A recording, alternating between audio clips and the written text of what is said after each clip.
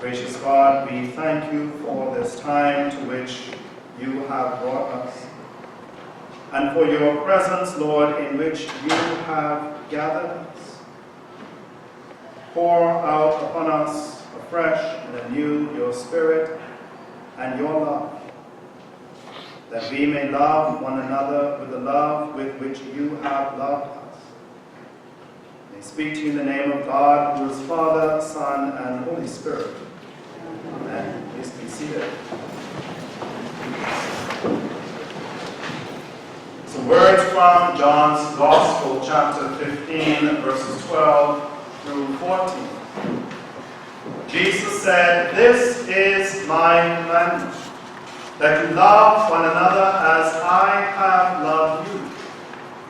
No one has greater love than this, to lay down one's life for one's friends.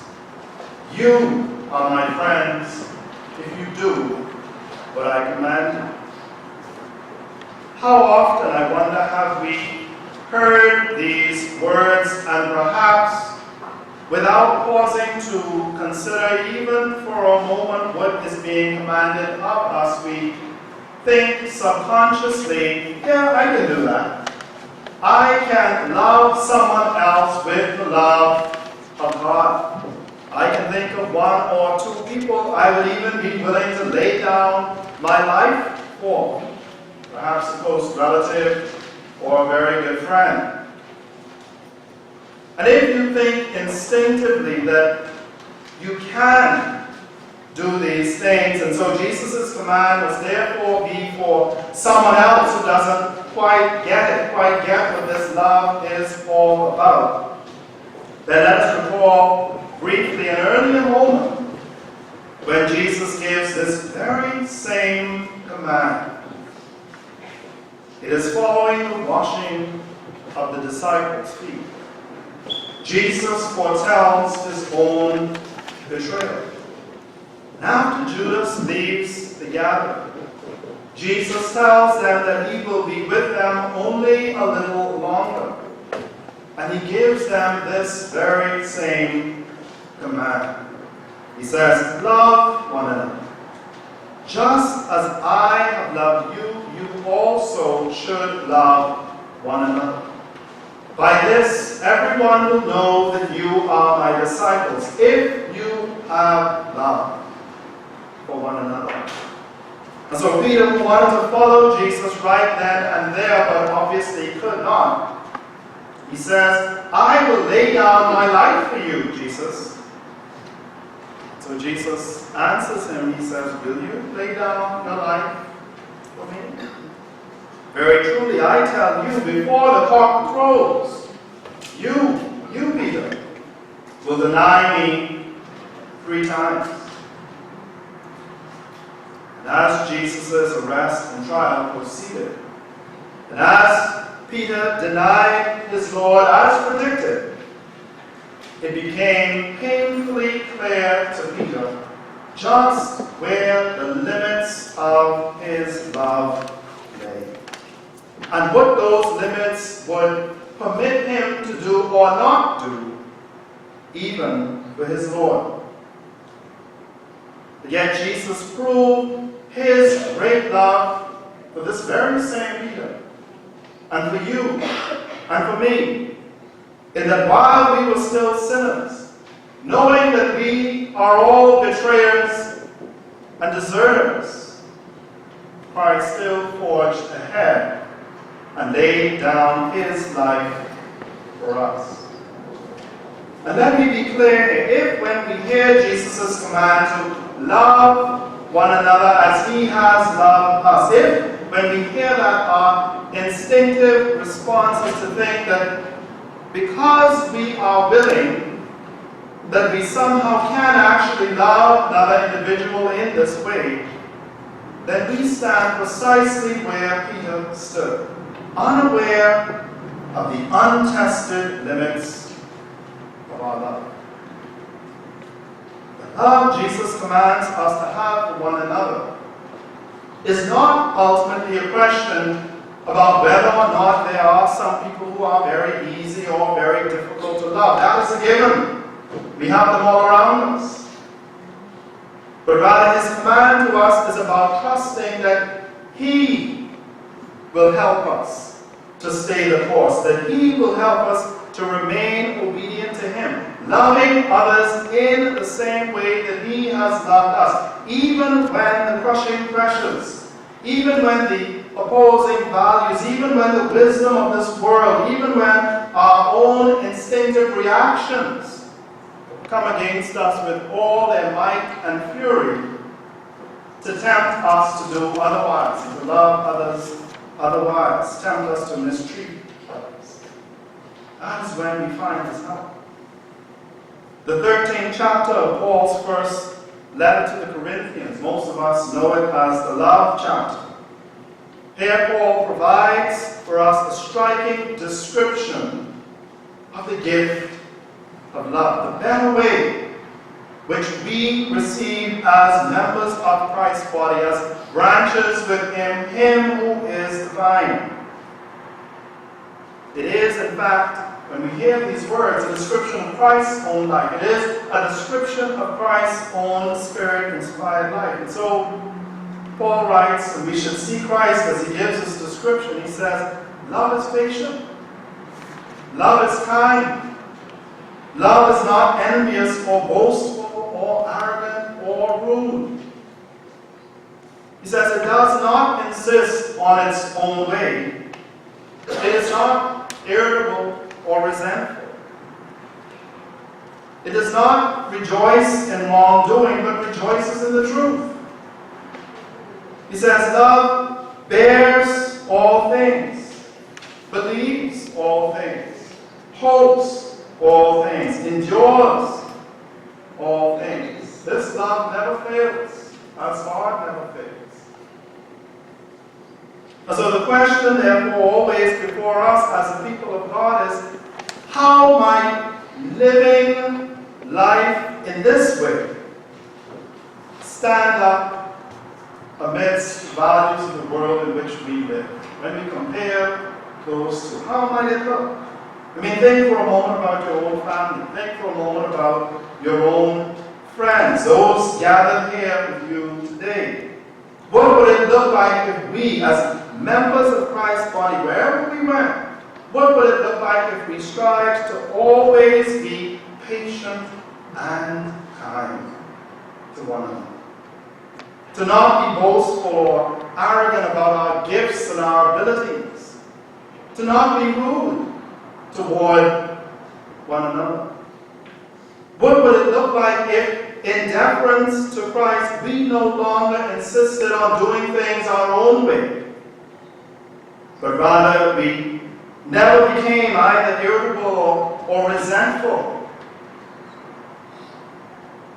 What would it look like if instead of delighting and holding on to sins and holding on to unforgiveness, what would it look like if we held up all these matters toward the light and love of God's truth revealed in Christ? revealed in the scriptures that witness to him. You see, I believe that if we strive to manifest this kind of love, we would not only appear very strange to those around us, but it would likely leave us feeling very vulnerable. Vulnerable, that is, to being taken advantage of. Vulnerable to being abused. Vulnerable to being hated.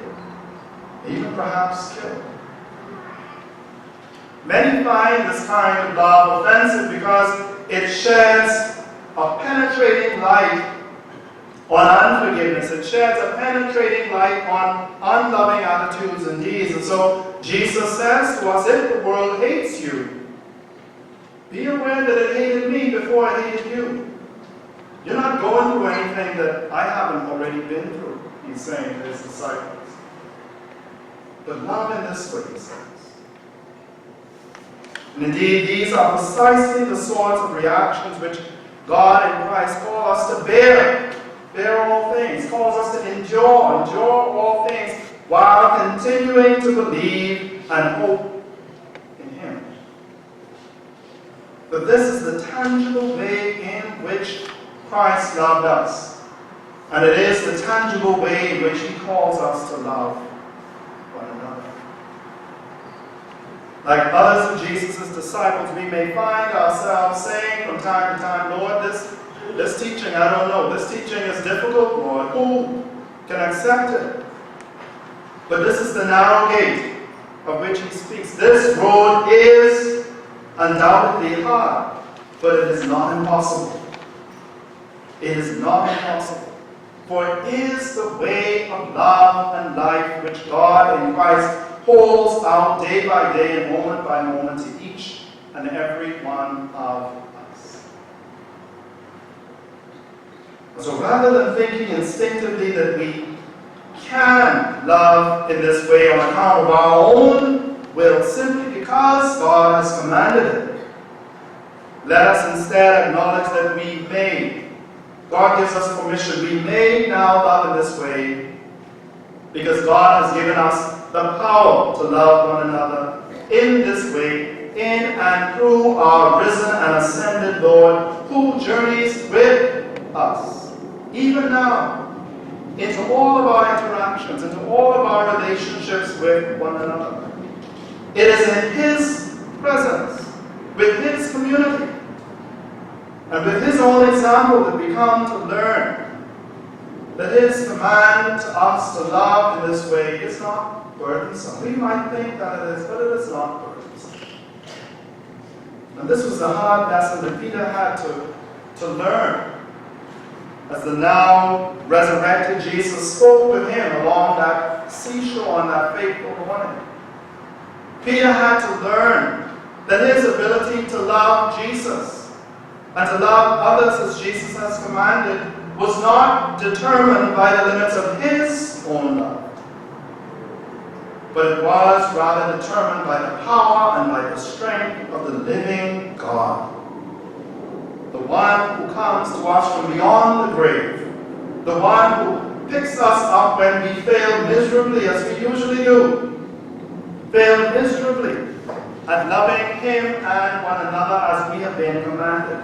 This is the one who forgives our past failings, who sets us new tasks of love. And you see, unlike our earthly friendships, our friendship with Jesus is not jeopardized in those instances when we fail at loving one another as we have been commanded. You know, sometimes our friends can be sometime, the minute you do something wrong, opposite direction. But not so with Jesus. But you know what, if we are honest, we realize that we all fail at loving in this way. We do it often. And this is why we confess that we have not loved him with our whole heart. We have not loved our neighbors as ourselves. Those aren't just words, that's the reality. Friendship with Jesus is a matter, therefore, of receiving the new life and love that he offers. It is about entering upon that journey with him. It is not about us.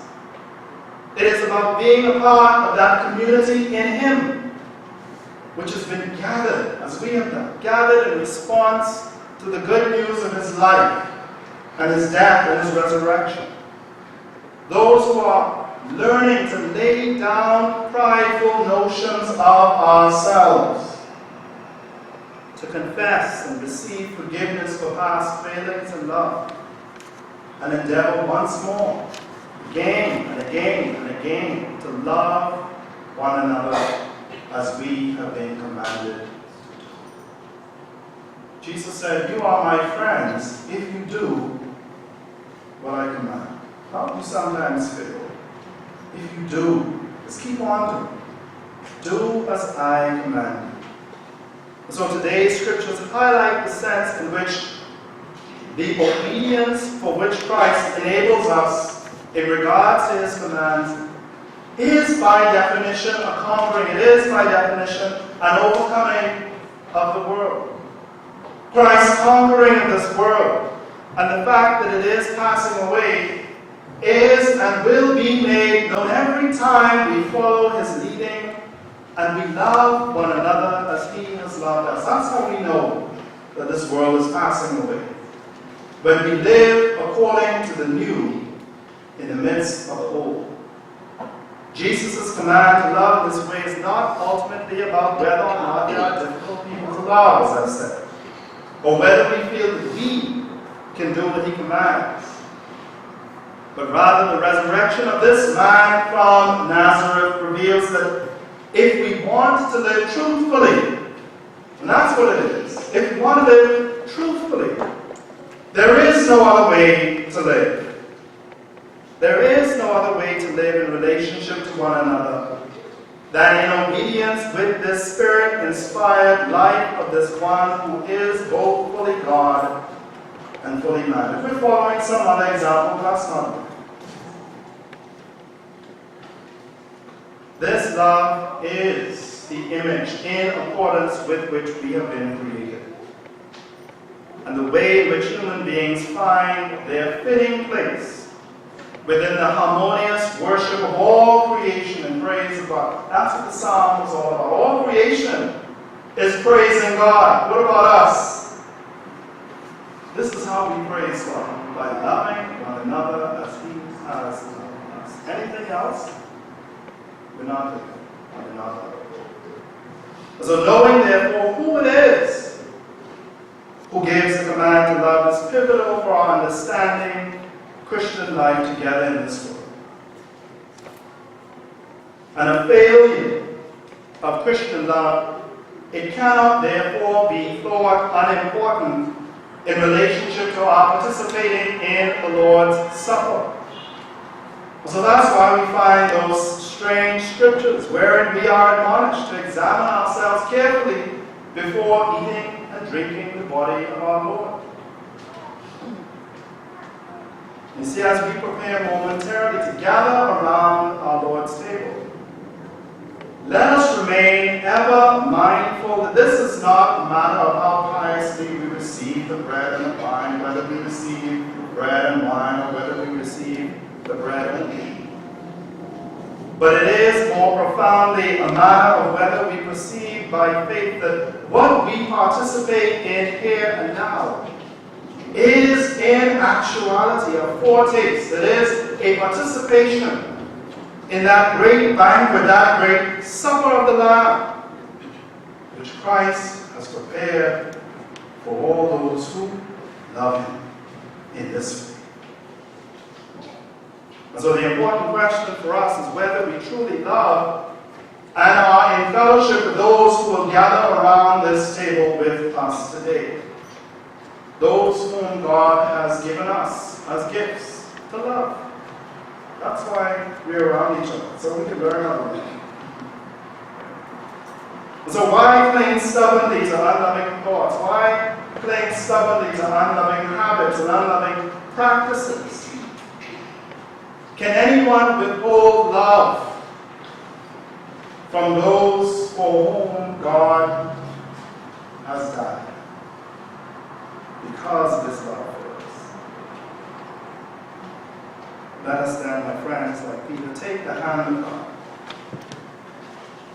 who sets us free to love again and again and again and again, by word and by deed. For we cannot presume that we will be numbered then at that great wedding banquet. We cannot presume that we will be numbered then among those who love the God whom we have not seen, if we cannot now love the brother and sister whom we cannot see. Let us pray. Faithful God, make our hearts bold with love for one another. Pour out your Spirit upon all people, that we may live your justice, that we may live your love, that we may live as you have commanded. And that our whole lives may sing in praise the new song of your marvelous victory. For we ask and pray these things through Christ, who is our risen